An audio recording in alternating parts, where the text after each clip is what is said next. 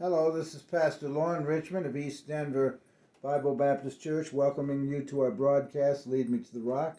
We're talking about grace for the pace, resting grace this week. I want to read to you from Job chapter 1.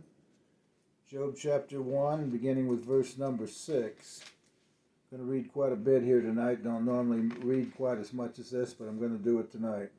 Now there was a day when the sons of God came to present themselves before the Lord, and Satan came also among them.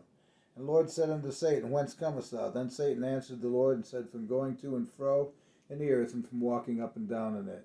And the Lord said unto Satan, Hast thou considered my servant Job? There is none like him in the earth, perfect and an upright man, that one that feareth God and escheweth evil.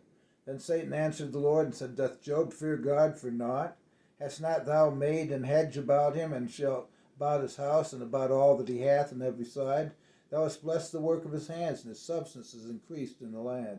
But put forth thine hand now, and touch all that he hath, and he will curse thee to thy face.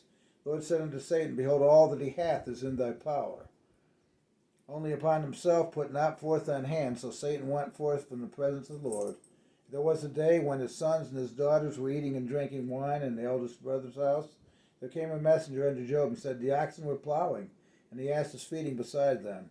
And the Sabeans fell upon them and took them away. Yea, they have slain the servants with the edge of the sword, and I only am escaped alone to tell thee. While he was yet speaking, there came also another, and said, The fire of God is fallen from heaven, and hath burned up the sheep and the servants, and consumed them, and I only am escaped alone to tell thee.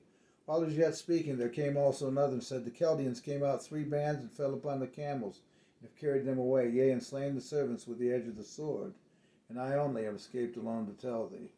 While he was yet speaking, there came also another, and said, Thy sons and thy daughters were eating and drinking wine in the eldest brother's house. Behold, there came a great wind from the wilderness, and smote the 4 corners of the house, and it fell upon the young men. They are dead, and I only have escaped alone to tell thee. Listen, that's enough to say, hey, once you've heard it once, then you hear it several times, you say, what in the world's going on? Why has all this happened to me? We got some things to complain about. This just doesn't make sense. I'm serving God and all this is happening. Well, that's not what Job did there, was it? Job arose, rent his mantle, and shaved his head, and fell down upon the ground, and worshipped, and said, Naked came I out of my mother's womb, and naked shall I return thither. The Lord gave, and the Lord hath taken away. Blessed be the name of the Lord.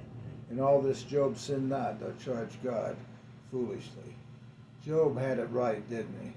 He knew how to understand he would have to rest in the grace of God and depend upon him, not always understanding the circumstances. The Bible talks about the fact that we are struggling, that we will struggle, but after we've suffered a while, that God would settle us and stabilize us and help us. And God did that for Job, and he can do that for you. Do we have that grace? Do we have that faith to depend upon him? And even when the times seem as dark as they are, and they certainly seem dark in this country right now, we still got to rest on the Lord and wait patiently for him. And he will do what he needs to do. It is God working in us, both to will and to do of his good pleasure. God bless you. Have a wonderful night.